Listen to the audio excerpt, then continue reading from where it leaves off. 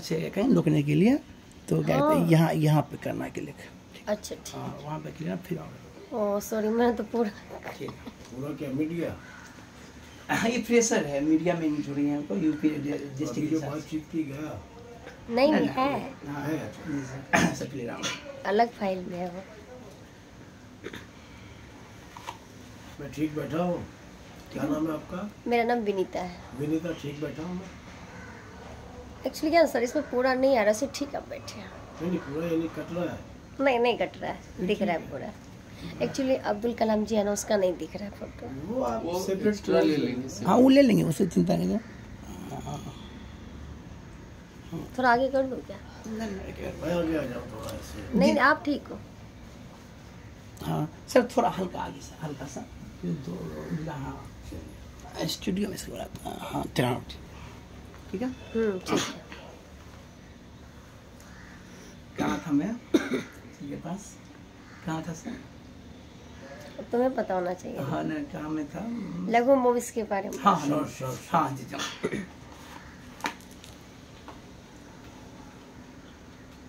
क्योंकि हम लोग सर इनडायरेक्ट लेते ही रहते हैं। वो जो एक ठो थे उनका 45 मिनट का इंटरव्यू किए, एकदम इनडायरेक्ट पूरा। तो ठीक है, फिर हाँ सवाल था लघु उनके बताना। तो सर आपकी एक मूवी मैंने देखा था मिथुन दा की, ज्वालामुखी सर। तो ज्वालामुखी जो फिल्में थी, वो फिल्म मिथुन दा की में कुछ यूनिक था।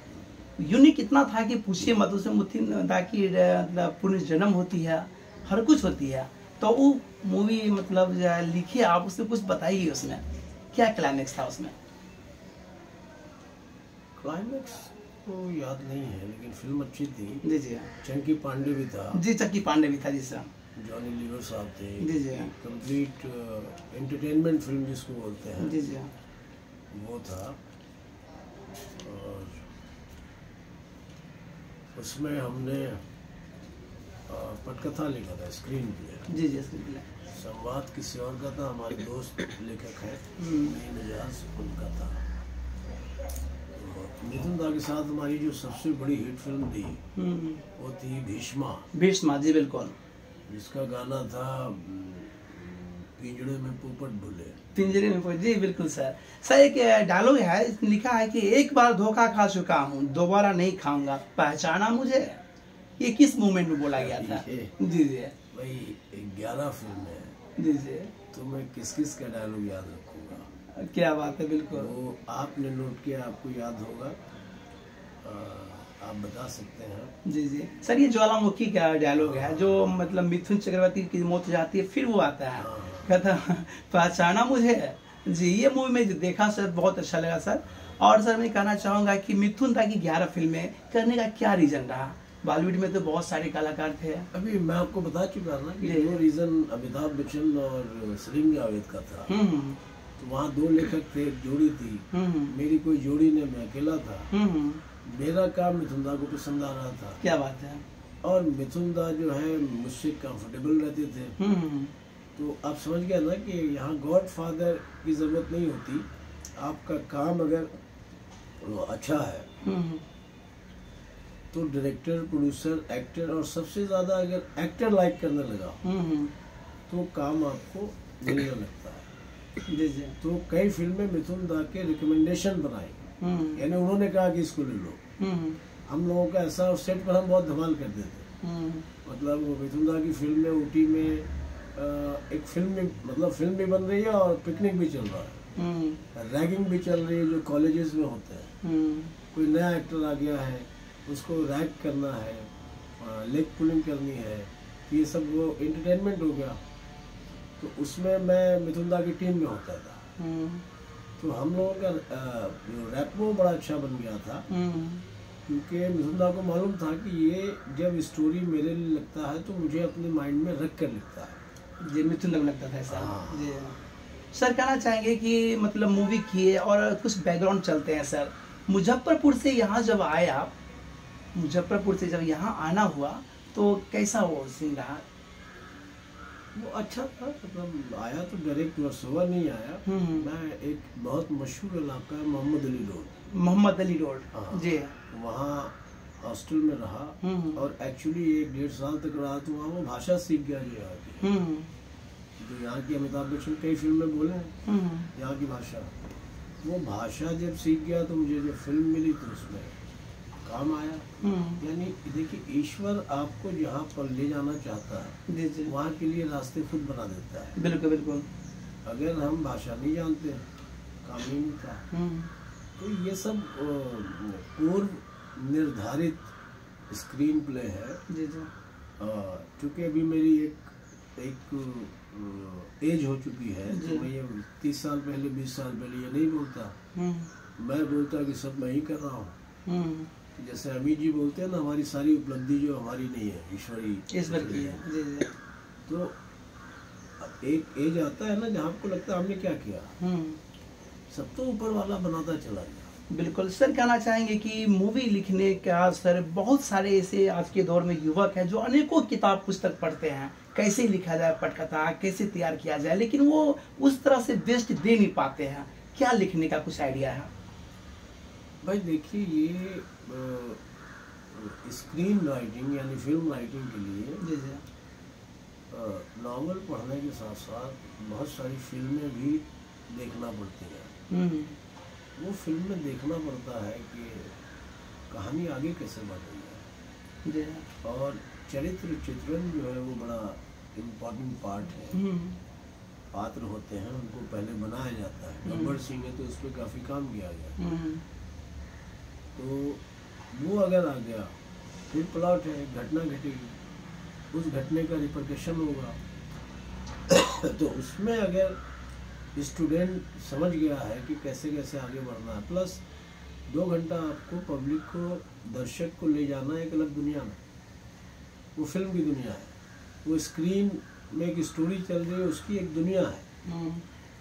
उसमें अगर ग्रिप में ले लिया ऑडियंस को तो फिल्म हिट हो जाती है। बिल्कुल सर, एक मिथुन दा की बहुत ही पॉपुलर डायलॉग है, पंगा नहीं लेना मिट्टी में मिला दूंगा, क्या वो भी आप ही ने लिखा था? मुझे याद नहीं आ रहा है क्या। जी हो सकता है। क्या बात है सर, मतलब सर इतने मूवी लिख चुके हैं कि सर को खुद पता नहीं है कि किस फिल्म का कौन डायलॉग है। सर एक और डायलॉग है, ये वही डंडा है जो बदन पर पड़ता है तो चमड़ी नहीं फटती, लेकिन दर्द हड्डियों तक घुस जाता है। ये भी जी रही है। किनकी है सर ये फिल्म? कौन सा है याद नहीं, क्योंकि ये मिथुन दा की है सर। हाँ, लेकिन पिक्चर का नाम मुझे याद। जी सर, ये डायलॉग सर लिखने का मतलब कहाँ से सर माइंड मतलब आती है सर, आपको कहाँ से आई थी? तो फिल्में देख देख कर आती है ना। फिल्में देख देख कर? हाँ, फिल्म देख देख कर। देखिए फिल्म फिर कुछ डिवाइन इंस्पिरेशन होता है, ऊपर वाला मदद करता है कि फिल्म का जो लेखन है, अगर जो लोग करना चाहते हैं, सीखना चाहते हैं, उनके समझ में आ जाए कि हीरो को ताली और विलन को गाली, दिलवाने में अगर आप कामयाब हो गए तो आप हिट राइटर हैं। बिल्कुल। हीरो कहीं आया और ड्रामेटिक डायलॉग बोल रहा है तो तालियां मिलनी चाहिए। सर मैं इसलिए कहा आपको कि गॉडफादर कौन थे, मैं सर कहना चाहूंगा बहुत सारे आज के दौर में ऐसे राइटर है, ऐसे पटकथा राइटर है जो चक्कर काटते हैं लेकिन उनकी फिल्म बन नहीं पाती है सर, बहुतों को मैंने इसे देखा है। लेकिन आप जो है मतलब कैसे एंट्री किए, इसलिए मैं कहा सर कि हर चीज में गॉडफादर होनी चाहिए। कहाँ तक मैं सही हूँ? मेरा गॉड है, फादर नहीं है। जी जी, गॉड है। तो गॉड जब हेल्प करता है और आपके अंदर बहुत से ये कमाल अमरोही आए थे, उनका कोई गॉड फादर नहीं था। जावेद अख्तर का कोई गॉड फादर नहीं था। सलीम खान का कोई गॉड फादर नहीं था। तो इन लोगों ने सीखा और काम किया, संघर्ष बहुत किया। तो अब एक्टर के लिए होता है कि किसी के शरण में चला गया, वो रिकमेंड करने लगे गॉड फादर। अब संजय दत्त के लिए उसका बाप ही गॉड फादर था, उन्होंने फिल्म लॉन्च किया। बिल्कुल बिल्कुल। हमारे बाप दादा फिल्म लाइन के तो थे नहीं जी, बल्कि हम जब आए तो फिल्मों में आना अच्छा नहीं समझा जाता था उस समय। जी बिल्कुल। तो चाहे आप लेखक हैं, लेखक का एक रुतबा होता है, लेकिन अच्छा नहीं समझते। सर कहना चाहेंगे कि आपके परिवार में कितने मेंबर हैं सर? परिवार में हम 5 भाई बहन है, एक बहन है, और एक भाई यहीं है और गांव में है, यानी गांव तो हमारा शहर गांव नहीं है, लेकिन मुंबई में होता क्या है कि यहाँ से बाहर जो भी है गांव है जी, तो हमारा अच्छा खासा शहर है, आज तो बहुत डेवलप हो गया है सुना है, तो वो सब वहाँ है। मेरे फादर जो है वो यूनियन लीडर थे जी जी, और जॉर्ज फर्नांडिस जब मुजफ्फरपुर जेल में बंद था जी जी, और पहला चुनाव लड़ा था, नज़रबंदी में बंद था, तो मेरे फादर उसके बहुत बड़े सपोर्टर थे। क्या बात है। और हमारा बचपना था तो हमने पोस्टर चिपकाए। फिर ये होता था कि फर्नांडिस की पार्टी गरीब पार्टी थी बिल्कुल उसमें, लेकिन लोग उसको बहुत सपोर्ट कर रहे थे। लेकिन एक बहुत बड़े आदमी थे वहाँ के, जवाहर थिएटर के मालिक थे शायद, या अमर थिएटर के बहुत बड़े आदमी थे, दबंग थे, अभी तो नहीं होंगे, तो भी चुनाव लड़ा। क्या बात है सर। कहना चाहेंगे अभी जो है ना, अभी का ट्रेंड ये है कि जो शॉर्ट फिल्में बन जाती है अभी, वो क्या होता है कि वो शॉर्ट फिल्म में अनेकों उसको सीन कर लेता है, मतलब एक तरह से चोरी करके बनाया जाता है। एक शॉर्ट फिल्म बन गई, उन्हीं के नकल में बनाई जाती है। लेकिन पहले का क्या दौर था सर? पहले शॉर्ट फिल्म कहाँ बनती जी, पहले शॉर्ट फिल्म नहीं बनती थी, मैं मानता हूँ सर, लेकिन अभी जो मतलब स्क्रिप्ट राइटर का इतना जो अकाल पड़ गया है। शॉर्ट फिल्म जो है जी, वो दिल को बहलाने के लिए गालिब ये ख्याल अच्छा है जी, किसी के पास लाख रुपए है, उसको अपना नाम स्क्रीन पर देखना है, जी, बना ले। कुछ लोग ऐसे हैं जो शॉर्ट फिल्म बनाते हैं और इंटरनेशनल फिल्म फेस्टिवल में जाती है। बिल्कुल, उसमें कहानी यानी कंटेंट बहुत अच्छा होना चाहिए जी, और टेक्निकली जो है वो अच्छी फिल्म होनी चाहिए, तो वर्ल्ड में उसको मिलता है, अवार्ड मिलता है। जी, अवार्ड मिलता है बिल्कुल, और फिल्म फेस्टिवल में भी मिलता है। शॉर्ट फिल्म में अवार्ड मिल गया जी, तो उसके लिए बॉलीवुड में रास्ते धीरे धीरे खुल सकते हैं। जी, तो बुरा नहीं है ये, जी, लेकिन हो क्या रहा है कि एक भेड़ चाल होती है ना, जब टेलीविजन सीरियल नया नया आया था, पता चला जिससे बम्बई में पूछिए वो बोला सीरियल बनाना, बनना किसी का नहीं है। क्या बात है। खाली पेपर वर्क होके 25, 30, 50 हज़ार रुपया खर्च कर दिया, बस हो गया।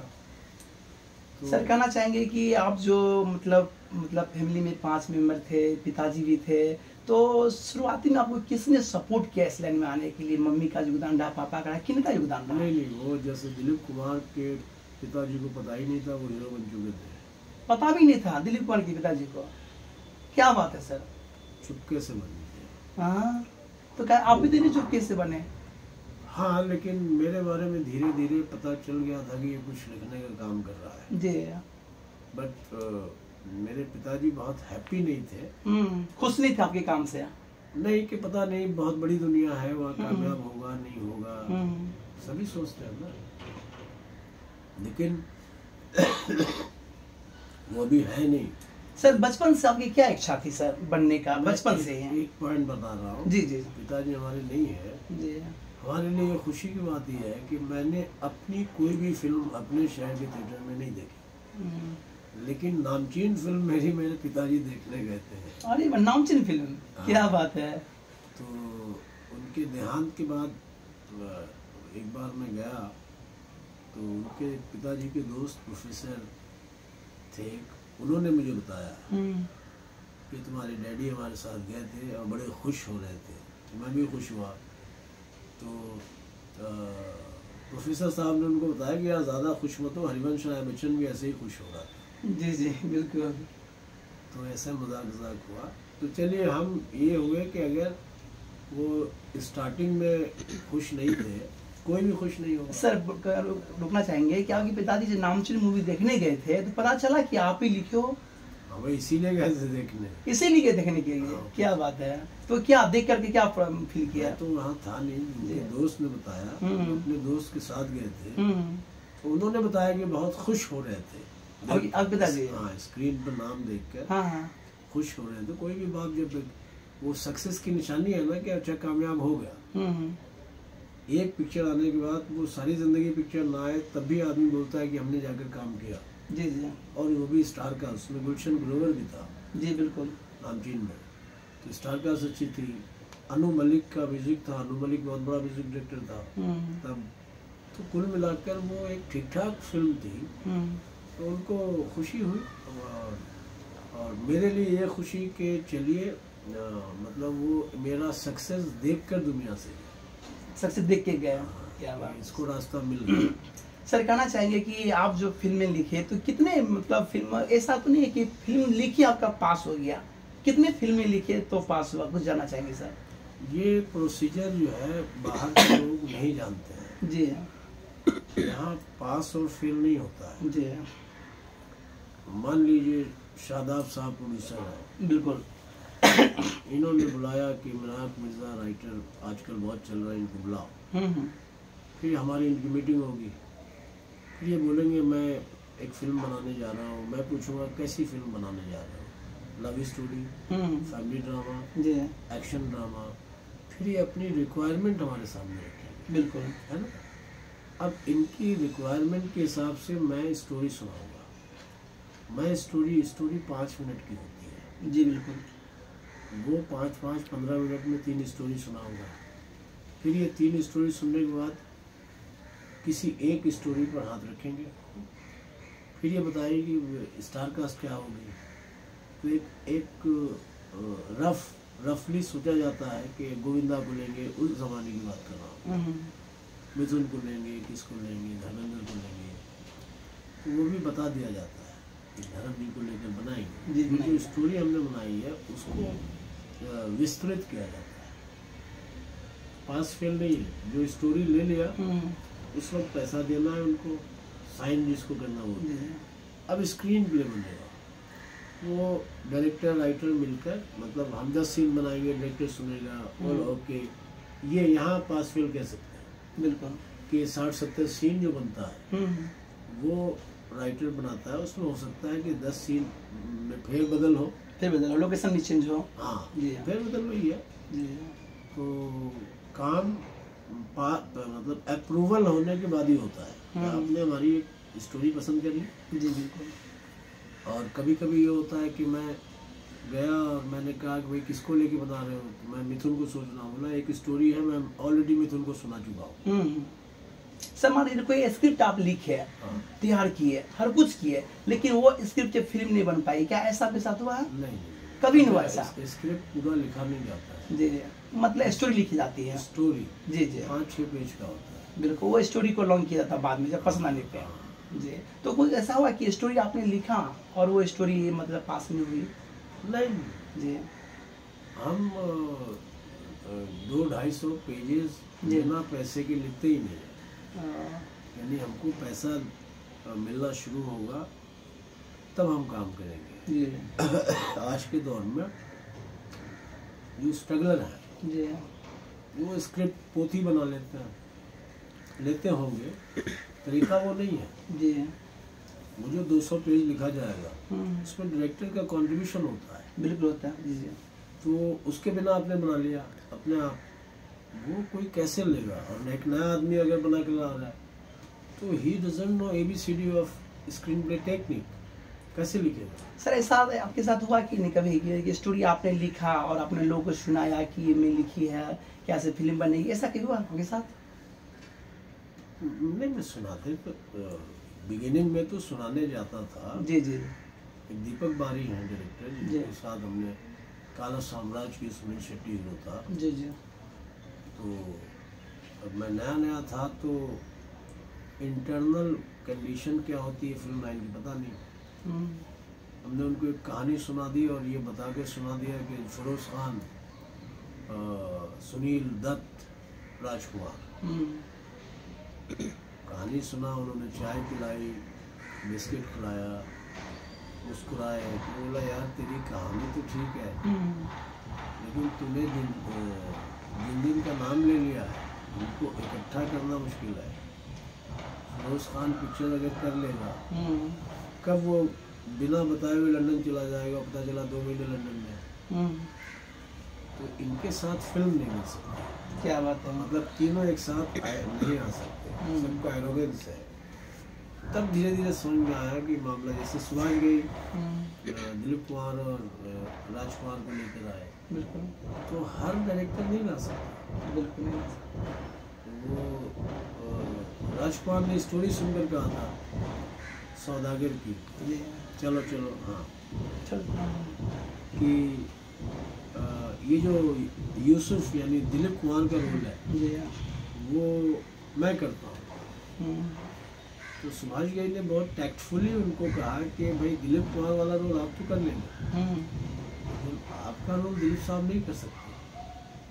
तो वो बड़े खुश हुए, दिलीप कुमार मेरा रोल नहीं कर सकता। तब उन्होंने किया सौदागर फिल्म। ये जो हैंडलिंग है, इसको हैंडलिंग बोलते हैं, एक्टर को कैसे हैंडल करना है। एक्टर्स बच्चे की तरह होते हैं, जरा सी बात में नाराज हो गए उनको फिर समझाना मुश्किल हो जाता है। मुझे ये टेक्निक आ गई थी। मैंने ऐसी फिल्म भी लिखी जिसमें कादर खान एक्टर थे और मैं राइटर था, और वो ज़माना जब कादर खान का नाम एज ए डायलॉग राइटर बहुत चलता था। भीष्मा में भी गए थे कादर खान, तो हमारे लिए ये सौभाग्य की बात है कि इतने बड़े लेखक और एक्टर, उनके लिए मैं संवाद लिख पाया। क्या सर कहना चाहेंगे कि अब तक में आपने जितने भी फिल्में लिखी है उसमें से कौन ऐसा मूवी है जिनमें आपको अच्छा पेमेंट मिला होगा सर, सबसे अच्छा पेमेंट मिला होगा सर? इसमें भी मैं बड़ा लकी हूँ जी। जो नए राइटर होते हैं उनको कहा जाता है घर से लिख कर ले आओ, घर से लीजिए। मैंने जब नामचीन लिखी तो हमारे लिए होटल बुक किया गया 3 स्टार, क्या बात जूहू पे सी साइड। लकी हो गया। तो जब सी साइड जिस आदमी ने बुक करके दिया है, उस ज़माने में कम से कम 7-8 हज़ार पर डे का खर्चा आता होटल का, वो मिलाकर उस ज़माने में। हाँ, आज 50 हज़ार हो जाएगा।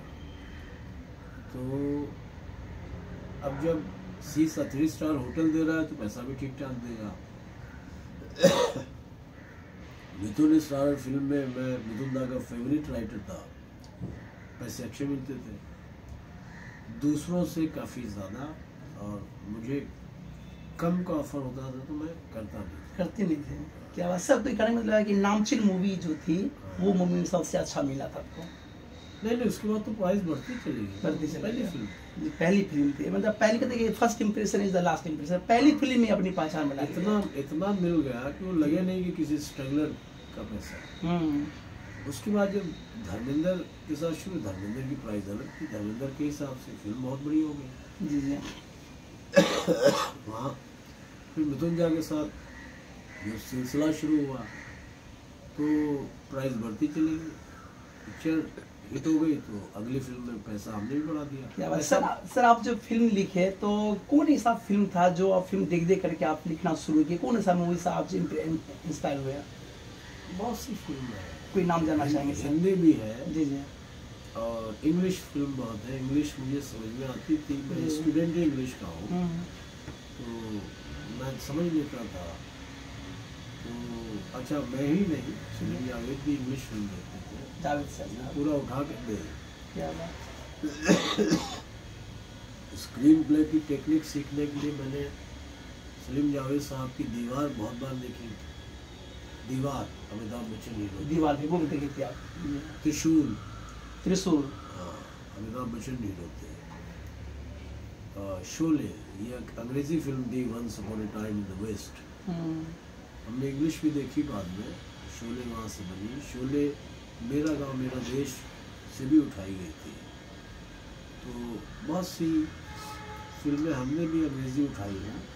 अंग्रेजी उठाकर ये नहीं कहता था मेरा है, मैं प्रोड्यूसर डायरेक्टर को बता देता था, क्योंकि सलीम जावेद साहब यही करते थे और मैं उनके पद चिन्हों पर चल रहा था।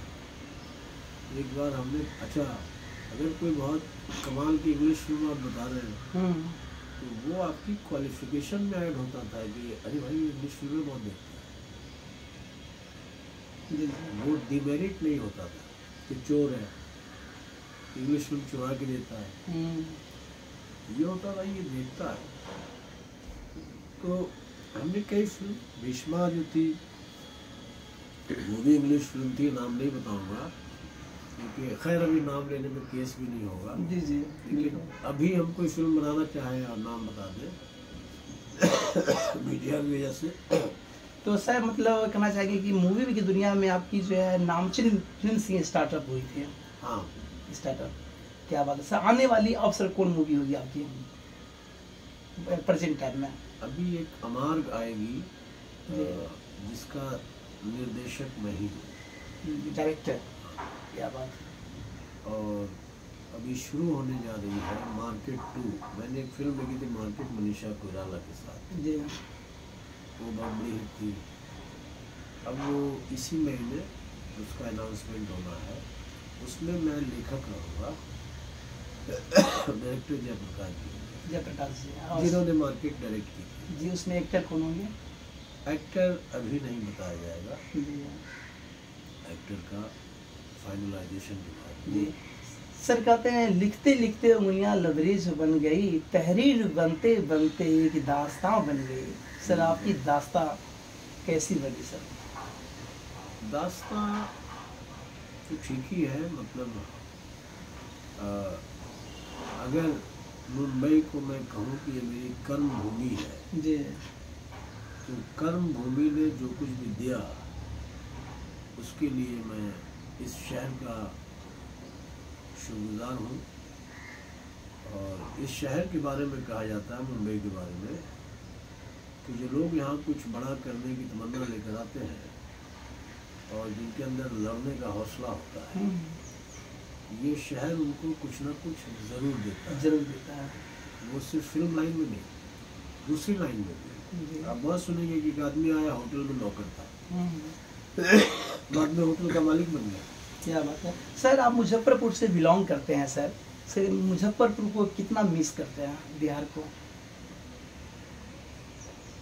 बिहार को मिस करना मतलब कि वो बचपन की जो यादें हैं, जी जी, वो तो अगर वहाँ रहते भी तो वो यादें याद ही हो जाती। जैसे मुझे फुटबॉल खेलने का बड़ा शौक था, और हमारे अपने मोहल्ले में ग्राउंड था, एक इमाम बाड़ा था, आज भी है।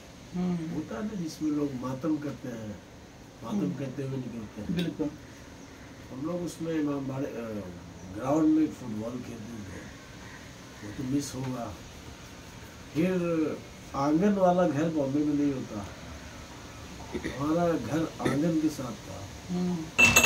तो बारिश का पानी जब आंगन में जमा हो जाता था, तो वो आंगन झील बन जाती थी।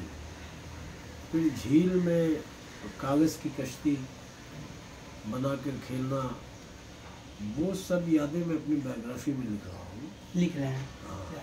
क्या लगता है कि उसमें मूवी बनेगी? मूवी नहीं, वो साहित्य के लिए। जी सर, आपने स्कूल लाइफ के बारे में कुछ बताइए सर, कैसी आपकी जर्नी थी school life? I was under graduate from Bihar. Bombay आकर हमने मौलाना आज़ाद हैदराबाद से ग्रेजुएशन कंप्लीट की। फिर उसी हैदराबाद यूनिवर्सिटी से, ये वही यूनिवर्सिटी है जिसने शाहरुख खान को डॉक्टरेट का ऑनररी डिग्री दिया है, हैदराबाद में। वहाँ से हमने पोस्ट ग्रेजुएशन हमने किया इंग्लिश लिटरेचर में। इंग्लिश का लगाव बचपन से था। बचपन से ही था? क्योंकि हमारे जो फूफा, जिनको हिंदी में मौसा बोलते, वो शहर के बहुत बड़े इंग्लिश टीचर थे। तो हमारे कज़न्स इंग्लिश बोलते थे, और उनके साथ मुझे भी बड़ा बोलने का शौक था। तो बचपन में अपब्रिंगिंग उस माहौल में हुई, तो फिर हमने कहा कि जब एमए करना है तो इंग्लिश ही चुना जाए। वो भी ईश्वर की मतलब मर्जी से हो गया। आई एम हैप्पी कि एजुकेशनली भी, वरना राइटर के लिए कोई एजुकेशनल डिग्री माने नहीं लगती। शेक्सपियर जो हिंदी का सबसे बड़ा लेखक है, वो 7 या 8 क्लास पास था, लेकिन जो लिखा उसने आज उसके ऊपर लोग पीएचडी करते हैं। लेकिन हमारे लिए ये अप्लाई नहीं होता। एक एकेडमिक डिग्री आपको एक ये देती है, रिस्पेक्ट। सर इतनी मूवी आप किए, कौन ऐसा मूवी है जो मूवी करने के वक्त आपको जो है प्राउड फील हुआ सर, सबसे ज्यादा प्राउड फील हुआ? प्राइड को समझना जो है वो समझ मुझे अब आई है एज ए डायरेक्टर। उस वक्त मेरा जो था कि मैं अपने राइटिंग करियर को एंजॉय कर रहा था। मैं एक छोटे शहर से आया हुआ आदमी, 5 स्टार कल्चर में घूम रहा हूँ और हीरोज़ के साथ मैं उठ रहा हूँ, बैठ रहा हूँ, तो मुझे बड़ा उसमें प्राउड फील हो रहा। मैं लिख रहा हूँ उनके लिए, वो मेरी तारीफ कर रहे हैं। टोटलिटी में एक फिल्म की जब बात होगी तो अब मैं बहुत ग्रो अप हो गया हूँ, तो मुझे लगता है कि एज ए डायरेक्टर मुझे कुछ ऐसा करना है कि मेरे बाद मेरी फिल्म क्या पूना इंस्टीट्यूट में दिखाई जाएगी, क्या स्टूडेंट को पढ़ाया जाएगा कि मिराक मिर्ज़ा की लिखी हुई ये फिल्म में देखो ये कैसे लिखा और कैसे डायरेक्ट किया, क्या शॉट लिया, तो वो अभी करना बाकी है। सर कहते हैं अगर देखना चाहते हो तुम मेरी उड़ान को तो जाओ जाके थोड़ा और ऊंचा करो इस आसमान को, आपकी उड़ान अब और कहाँ तक जाने वाली है सर? एज ए डायरेक्टर 4-5 यादगार फिल्म मेरी इच्छा है। इच्छा है? हाँ, जी। 4-5 में 2 भी बन गई तो भी मैं खुश रहूँगा, संतुष्ट रहूँगा। और जो एक जिसको वास्तव में अलग कहा जाता है फिल्म, ऐसा कुछ प्रोजेक्ट में मैं काम कर रहा हूँ, उसके बारे में ज़्यादा बात नहीं कर सकता, और वो होगी तो बहुत बड़ी स्टार कास्ट होगी। क्या सर इतने फिल्म किए, सबसे मतलब फिल्म करने के वक्त जो है सबसे अच्छा किस एक्टर के साथ आपको काम करने में लगा सबसे ज्यादा? हमने आपको बताया कि दादा के साथ तो दादा मिथुन दा मस्ती करते थे। जी जी। आज ही किसी ने उसका वो क्लिप भेजा, आज भी वैसे ही बीमार है, हंस रहा है दादा हॉस्पिटल में है। धर्म जी के साथ भी मजा आया, बल्कि एक फिल्म मेरी है टाडा जी मिथुन दा की नहीं, सॉरी धर्म जी की जी, वो धर्म जी ने मुझे फिल्म दिलवाई थी टाडा। सर ये जो मूवी का नाम जो होता है ये कौन रखा करते थे? ये कभी प्रोड्यूसर लाता है, कभी डायरेक्टर लाता है, कभी राइटर बोलता है, डिस्कस होती है, फिर फिल्म किया जाता है कि पब्लिक को क्या इफेक्ट होगा।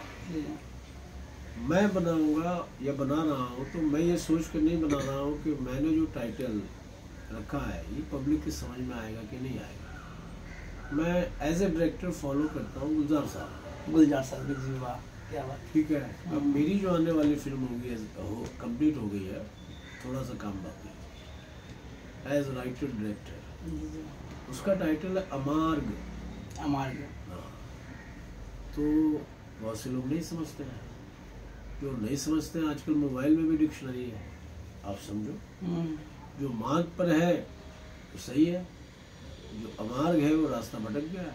क्या बात है सर। इतनी मूवी किए, हम जानना चाहेंगे इतनी मूवी करने के वक्त जो है कोई ऐसा घटना जो आपको यादगार बना हो, कोई ऐसा छोटी सी घटना कोई ऐसी यादगार बन गया हो, वो याद है? मतलब घटना क्या कहेंगे, मतलब छोटी छोटी कुछ ऐसी बातें जो आपके दिल के नजर से गुजरा हो।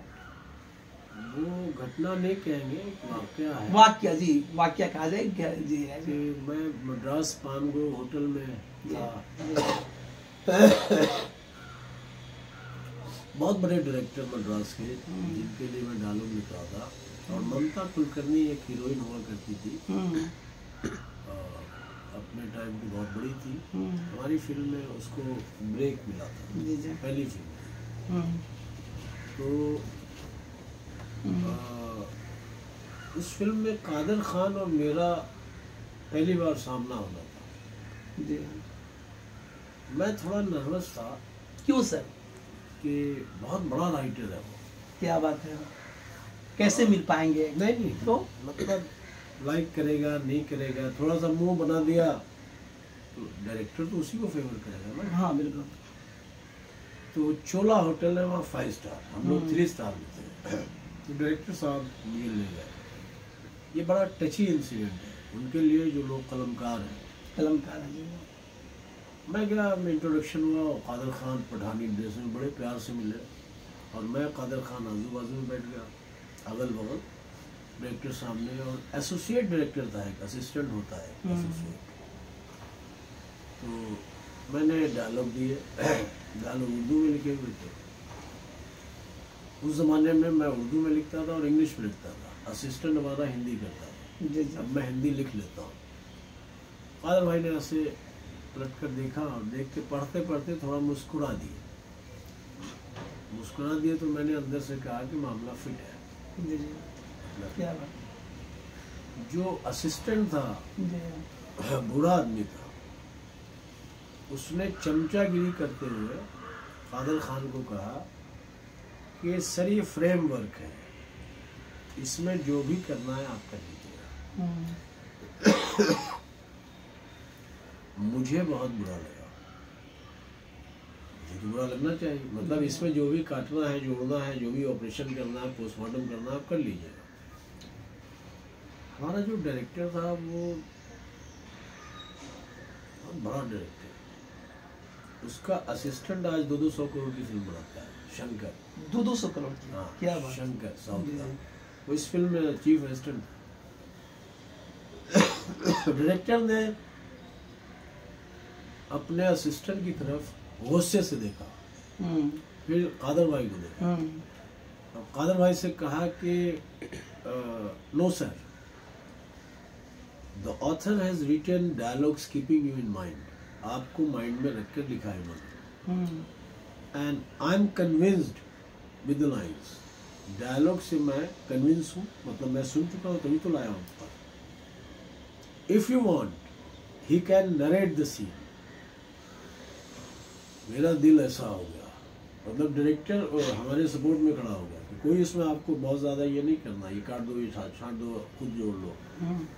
और कादर खान तूती बोलती थी मद्रास में उनकी, तो उन्होंने भी कहा कि नहीं नरेशन की कोई ज़रूरत नहीं। डायरेक्टर को पता था कि मैं नरेशन बहुत पावरफुल देता हूँ।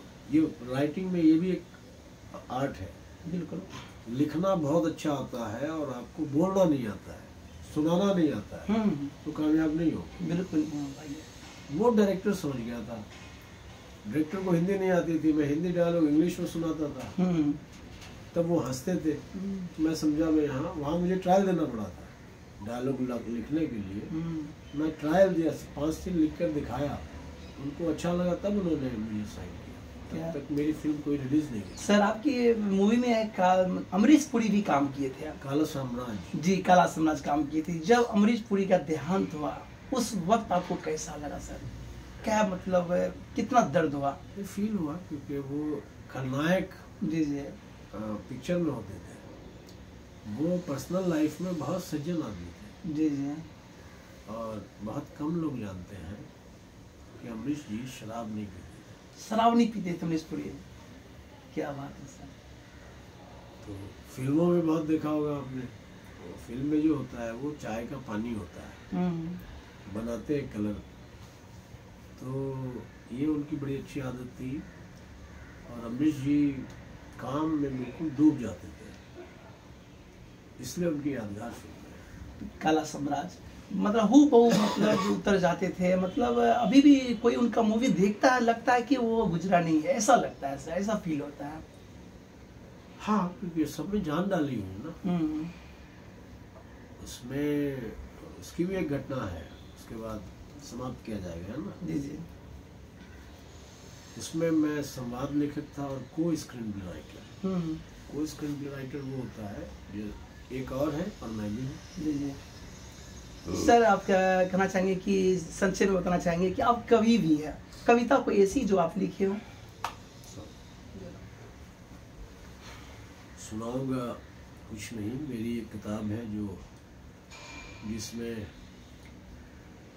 गज़ल है। जी जी।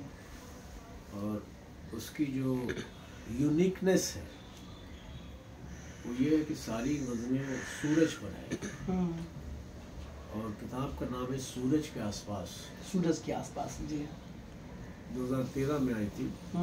इसको यूपी साहित्य उर्दू एकेडमी ने अवार्ड दिया है, और पहले यूपी ने अवार्ड दिया, फिर वो किताब बिहार उर्दू एकेडमी गई पटना, तो बिहार उर्दू एकेडमी ने भी अवार्ड दिया, तो 2 अवार्ड वो जीत चुकी है। हिंदी वर्जन उसका लोग बोल रहे हैं लाइए, क्योंकि मामला सूरज का है। उसको पढ़ने के बाद बहुत से हिंदी भाषी विद्वान ने कहा कि मिराक मिर्जा, मतलब समीक्षा लिखा कि मिराक मिर्जा लगता है कि वेदांता इन्होंने और डीपली पढ़ी। वेदांता यानी वेद, वेद हमने पढ़ा है, डीपली नहीं, थोड़ा बहुत। सर चलते चलते अंतिम छोर पे हम जा पहुंचे हैं, हम चाहेंगे चंद सवाल करेंगे आपसे। सर सवाल ये मेरा है कि आप पत्रकारिता में भी अपनी रुचि रखे हैं, पत्रकारिता में क्या सर, कैसा? मैं जिनको गुरु मानता हूँ राइटिंग में, उनका नाम था K.A. अब्बास, राज कपूर की फिल्में लिखते थे। वो फिल्मकार भी थे, यानी प्रोड्यूसर डायरेक्टर भी थे, राज कपूर के लिए लेखक भी थे, और जर्नलिस्ट भी थे। क्या बात। उस जमाने में ब्लिट्स नाम का एक न्यूज़पेपर निकलता था बॉम्बे से, 3 भाषा में, उर्दू, हिंदी, इंग्लिश। तो अब्बास साहब तीनों भाषा में लेख लिखते थे, और अब्बास साहब पंडित नेहरू के दोस्त हुए थे। तो मुझे भी लगा कि जिसको मैं आइडियल मानता हूँ, उसकी तरह क्या मैं भी कुछ लिख सकता हूँ। तो ऐसे जर्नलिज्म शुरू हुआ, और जर्नलिज्म जो है एक तरह से मेरे लिए सोशल वर्क है। समाज के लिए अगर कुछ कहना है तो हम किसी समाजी लेख में बोल सकते हैं। फिल्म लेखन कमर्शियल मीडिया है, यहाँ वो दिया जाता है जो दर्शक जिस पर आकर उसको हिट करे। जी बिल्कुल, है ना, ऐसा है। करोड़ों इन्वेस्टमेंट होता है, और मैं अपना मैसेज देने के लिए डूबा दूँ तो गलत होगा। लेकिन ये 2 पेज पेपर में आना है या हाफ पेज आना है लेख, उस पर हम पर तलवार नहीं होती। हम जो लिखना चाहते हैं वो लिखते हैं, समाज को कुछ देना चाहते हैं तो देते हैं।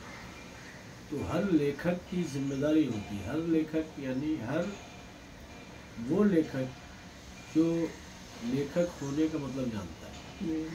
फिल्म लिखना लेखक होने की परिभाषा नहीं है। लेखक अपने लेखन से समाज को क्या दे रहा है, वो है ना। आज मुंशी प्रेमचंद को हम क्यों याद करते हैं? गोदान अनेकों लिखे हैं उन्होंने, उसमें जो है समाज के लिए, समाज का आईना है। तो उसी तरह सादत हसन मंटो है उर्दू में, उनकी आज तमाम भाषा में किताब मौजूद है। तो वो जो है वो जर्नलिज्म करवाता है, इसीलिए मैं कहानी भी लिखता हूँ। मैं शॉर्ट स्टोरी राइटर भी हूँ, किताब अब सब आने वाली है। सर कहना चाहेंगे कि आप मेरा लास्ट सवाल से ये आपसे कि जो युवा स्क्रिप्ट राइटर बनना चाहते हैं और कहानी लिखना चाहते हैं, वो युवा किस तरह से तैयारी करें सर? क्या मतलब कहाँ शुरू करें? तो पहले तो वो मन बनाए, ज़्यादा से ज़्यादा फिल्में देखें और ज़्यादा से ज़्यादा नावल पढ़ें। नावल जी, उपन्यास।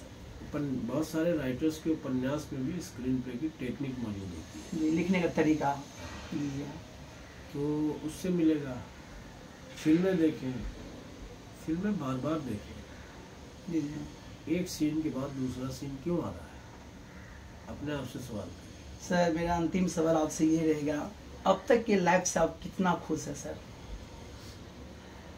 लाइफ से मुझे कोई शिकायत नहीं है। मैं एक छोटे से शहर से इस महानगर में आया, और इस महानगर में अगर महानगर की बॉलीवुड में अगर 1000 लोग हैं, बॉलीवुड की पर्सनालिटी जिसमें लेखक, राइटर, म्यूजिक डायरेक्टर सब शामिल है, 1000 स्टार तो है नहीं, लेकिन स्टार से अलग भी सेलिब्रिटीज हैं। तो अगर 1000 हैं तो 700 लोग तो मुझे जानते हैं। बिल्कुल जानते हैं। अभी की नई पौध है, अच्छा अभी जो नहीं जानते हैं वो गूगल करते हैं और गूगल करके जान जाते हैं। तो जिंदगी ने जो दिया उससे संतुष्ट है। अगर आदमी संतुष्ट नहीं होता है तो ईश्वर का इंसल्ट करता है। जी बिल्कुल। भाई मैं वहाँ होता लेक्चरर हो जाता। बिल्कुल बिल्कुल। कॉलेज लेक्चरर, वो भी समाज सेवा है। आप पढ़ा रहे हैं किसी को।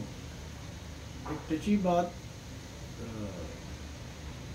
2-4 महीने पहले मेरे अंदर भी आई थी। वही के मैंने जो कुछ भी हासिल किया अपने लिए किया। मेरा नाम, मेरी शोहरत, मेरा ये समाज के लिए क्या किया। फिर वहाँ लगा कि अगर मैं टीचर होता तो बहुत से अच्छे स्टूडेंट्स पैदा करता। वो होना नहीं था। तो फिर मैंने कहा कि ये जो जर्नलिज्म मैं कर रहा हूँ इसके जरिए मैं समाज को कुछ ना कुछ तो दे रहा हूँ। बिल्कुल। कभी कभी फोन आ जाता है, हम निजामुद्दीन औलिया से बोल रहे हैं, दरगाह दिल्ली। बोलिए, आपका लेख वो पढ़ा हमने, बहुत बढ़िया है। जी जी। आप दिल्ली में कहाँ रहते हैं? जी हमने कहा दिल्ली में नहीं है। सर पत्रकार की जब चर्चा होती है तो मैं 2 पंक्ति सुनना चाहूँगा, सुनेंगे? हाँ। कहते हैं कि न कलम बिकती है, न कलमकार बिकता है, न महंगाई के जमाने में पत्रकार बिकता है। लिख लिख कर लहूलुहान हो जाते हैं हाथ, तब जाके इस माया के नगरी में अभी भी 2-4 रुपये में अखबार बिकता है। सच है सर? बिल्कुल सच है। और पत्रकारिता की जो परिभाषा है, जी जी, 4th पिलर कहा गया है। जी, डेमोक्रेसी ऑफ 4th पिलर क्यों कहा गया है? लोकतंत्र का 4था स्तंभ है सर। मैंने किसी फिल्म में लिखा था, जी जी, शायद मिथुन दाई हीरो था। एक सच्चा पत्रकार अपने कलम से अपने मुल्क और कौम की तकदीर लिखता है।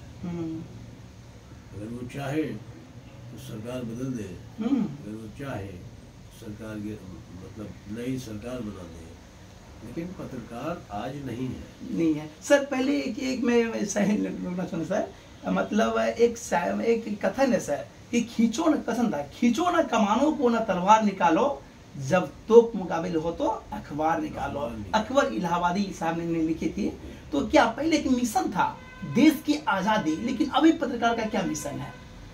पत्रकार का मिशन अभी ये है कि 100-200 करोड़ कैसे कमाना है। बिल्कुल सर, लेकिन सर कहना चाहिए ऐसे में कैसे हो पाएगा सर? देश तो रातों रात बिक जाएगी ऐसे में। अब देश पर हमने सोचना बंद कर दिया है। जब हम सोचते हैं तो परेशान हो जाते हैं। क्या बात है। टीवी आप देख रहे नहीं हमारे? जी टीवी नहीं है ना? नहीं जी, टीवी नहीं है। तो अब मुझे भी लिखना होता है, टीवी से बहुत मदद मिलती है। मैं सोशल मीडिया से मदद ले लेता हूँ। क्या बात है। तो अब तो ये है कि पब्लिक, गांधी जी ने क्या कहा कि गांधी जी ने बहुत से बड़े लीडर ने कहा डेमोक्रेसी सक्सेस वहाँ होती है जहाँ लोग, आम लोग को ये एहसास हो कि हम वोट क्यों दे रहे हैं, किसको दे रहे हैं। मैं किसी पार्टी का आदमी नहीं, मेरी कोई पॉलिटिकल विचारधारा नहीं है। मेरे फादर कम्युनिस्ट में थे, लेकिन भगवान को मानते थे। मेरा कोई पॉलिटिकल आइडियोलॉजी नहीं है, लेकिन पॉलिटिक्स को मैं समझता हूँ। सर बात करते करते अगर 3 दिन भी बीत जाए आपके साथ तो बहुत कमी होगी सर, लेकिन आपका तबीयत खराब है सर। हम आपसे फिर भी मिलेंगे सर नेक्स्ट टाइम में। लेकिन सर कहना चाहेंगे अंत में, आप जो है भारत के पूरे देशवासियों को प्लस जो युवा है जो फिल्म लाइन में आना चाहेंगे, उनको आपका क्या संदेश रहेगा सर? फिल्म लाइन में जो लोग आना चाहते हैं, जिस डिपार्टमेंट में, जी सर, कोई एक्टर अगर आना चाहता है तो आईने में अपने आप को देख कर नहीं आए। होता है ना, लंबे चौड़े हैंडसम दोस्त यार, माँ बाप, चाचा चाची बोलने लगते यार ये तो हीरो लग रहा है। वो कमेंट से इंस्पायर्ड होकर नहीं आए। वो अपना सेल्फ एनालिसिस करें कि क्या वो कैमरे के सामने बोल सकते हैं। बिल्कुल। क्या वो सनी देओल या ऋतिक रोशन या आमिर खान जो बोल रहा है उस अंदाज में बोल सकते हैं। उनके अंदर की जो अंतरात्मा खुद बोलेगी yes you can do. Yes.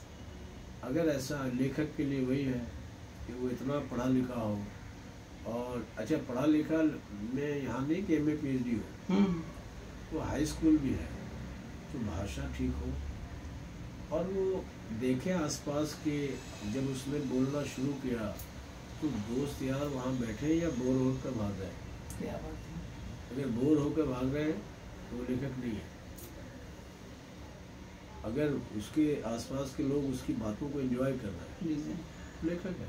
Sir, public support 24 की जनता, दर्शक आपको देख रहे हैं, क्या कहना चाहेंगे? हम कहेंगे कि भाई जो अच्छा चैनल है जैसे कि पब्लिक सपोर्ट भी है, दर्शक इसको देखें, ज़्यादा से ज़्यादा देखें और इसको आगे बढ़ाएं। और ये बिहार से हमारा जी चैनल, भैया जी। तो बिहार के लिए मैं ये कहूँगा कि I am proud to B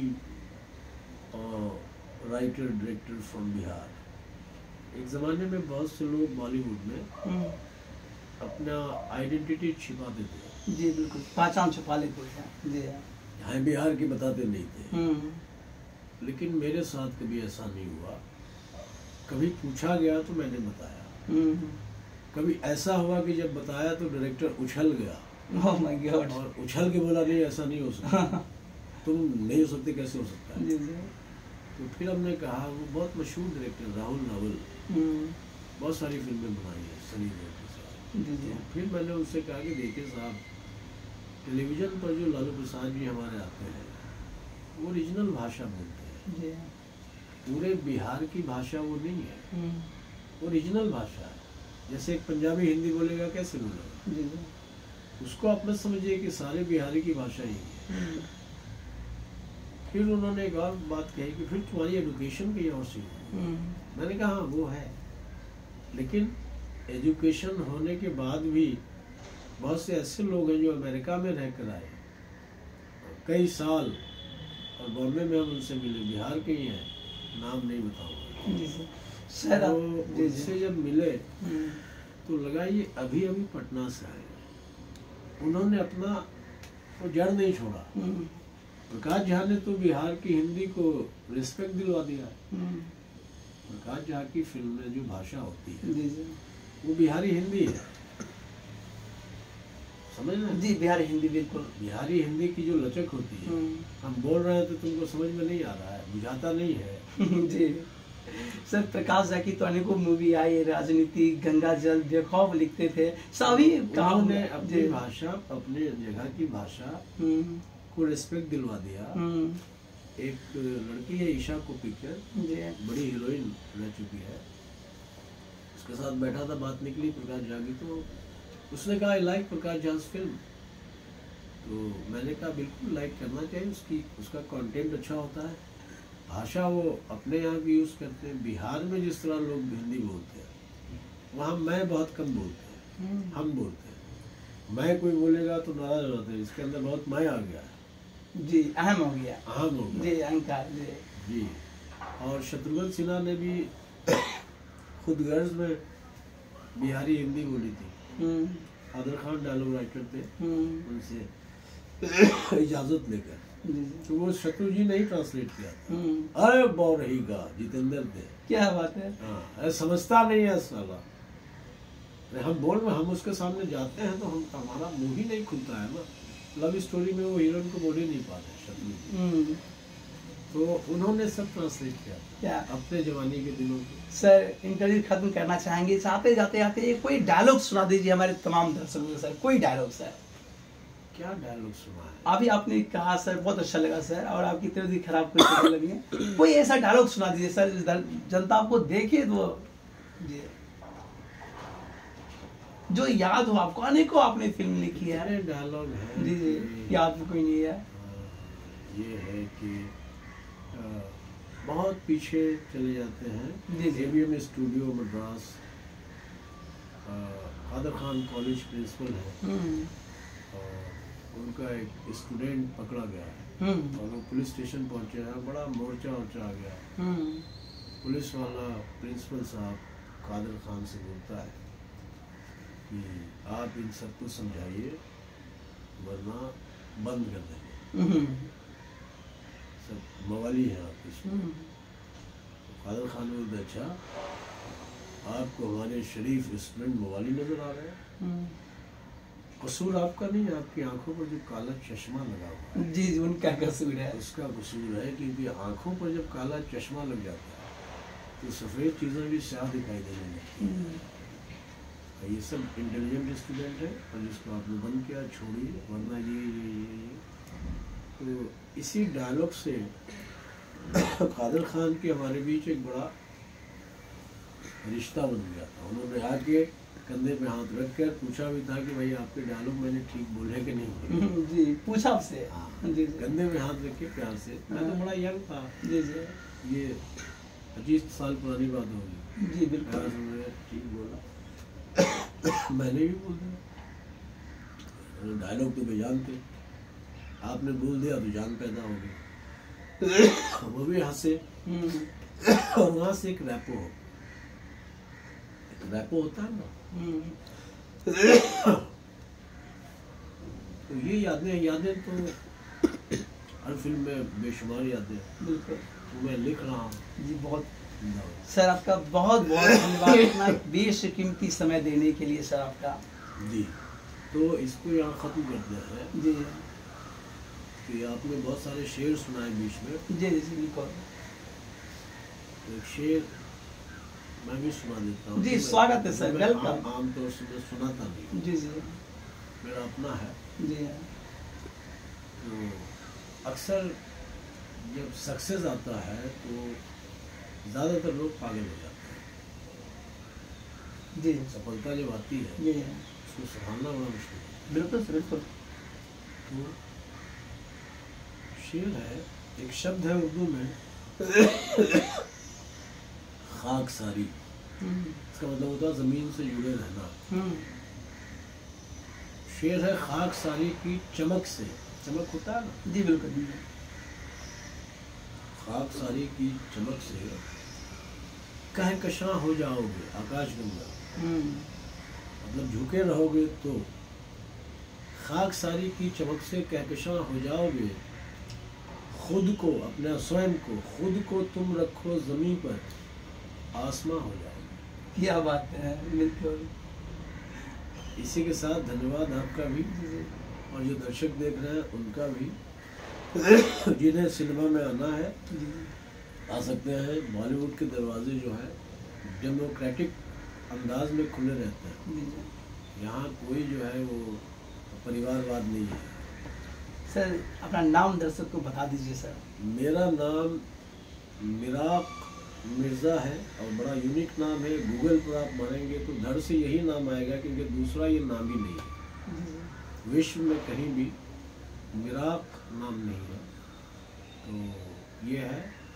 और बिहार से मेरा ताल्लुक़ है, बिहार के मशहूर शहर मुजफ्फरपुर से, जहाँ की लीची बहुत मशहूर है। जी जी, लीची बिल्कुल। तो और मुझे खुशी है कि मैं उस सरजमीन से हूँ जहाँ किसी ज़माने में अमीर खुसरो भी रुके थे। अमीर खुसरो रुके थे, क्या बात है सर। अमीर खुसरो की जब चर्चा किया तो मैं एक बात करना चाहूँगा सर। जब अमीर खुसरो और एक ये था सर कि घोड़ी सोई सेज पर मुख पर डारे केस, चल खुसरो घर आपनो सुना परा ये देश। अमीर खुसरो की जब गुरु जी का देहांत हो गया तो अमीर खुसरो अपने गुरु की लटाओं को देखते हुए उन्होंने ये शायरी बोली थी कि जी जी, उन्होंने जितनी भी शायरी की है ना जिसमें रोमांस नजर आता है, जी जी, वो किसी महिला के लिए, युवती के लिए नहीं की। वो सब ही was in love with Nizamuddin Auliya. और वो मुजफ्फरपुर में थे जब उनको खबर मिली कि निजामुद्दीन औलिया नहीं है। सफ़र करके कलकत्ता साइड से आ रहे थे, मुजफ्फरपुर में रुके थे। तब उसका नाम मुजफ्फरपुर नहीं, तिरहुट था। तिरहुट था, क्या बात है। तो हमने पढ़ा है इतिहास में। उनकी शायरी सब अपभ्रंश में थी, उर्दू हिंदी, उस ज़माने की हिंदी। तो और आज भी जिंदा है। जी बिल्कुल, साहित्य आज भी जिंदा है। मतलब अमीर खुसरो का साहित्य आज भी जिंदा है। 800 साल हो गए। 800 साल हो गया। जी बिल्कुल सर। तो ये साहित्य की कशिश है। तो इसलिए मुझे इस बात की खुशी भी है कि मैं लिटरेरी राइटिंग साहित्य से मेरा गहरा लगाव है और कुछ साहित्यिक बुक में छोड़ जाने की आशा भी करता हूँ कि मेरे बाद वो बुक मुझे याद रखे। फिल्म का कुछ पता नहीं है ना, कल कुछ और टेक्निक आ जाएगी कि मोबाइल पे फिल्म देखेंगे, हमने कभी सोचा नहीं होगा और आपने बचपन में भी नहीं सोचा। जी बिल्कुल, कभी टेक्निक बदली, परिवर्तन हो ही जाता है, परिवर्तन ही संसार का नियम भी है सर। जी जी ओके सर। तो ये मेरे साथ थे मतलब जो कि 3 दशक मुंबई नगरी में अपनी इतिहास बना चुके हैं सर, और इनके बारे में आप जान चुके हैं। मैं चाहता हूँ सर की जितनी भी मूवी आप शायद देखे होंगे, जी बिल्कुल देखे होंगे आप, और सर के बारे में क्या ख्याल है, इतने उम्र के पड़ाव में भी तबीयत खराब है, गला खराब है, उनके बावजूद भी बेखौफ इंटरव्यू दे रहे थे सर, और मेरे बेबाकी से हर सवालों का जवाब दिए। सर के बारे में क्या सोच है, अपना राय कमेंट करके जरूर बताएं, और देखते रहे पब्लिक सपोर्ट 24 में। प्रमोद कुमार, धन्यवाद, जय हिंद। जय हिंद।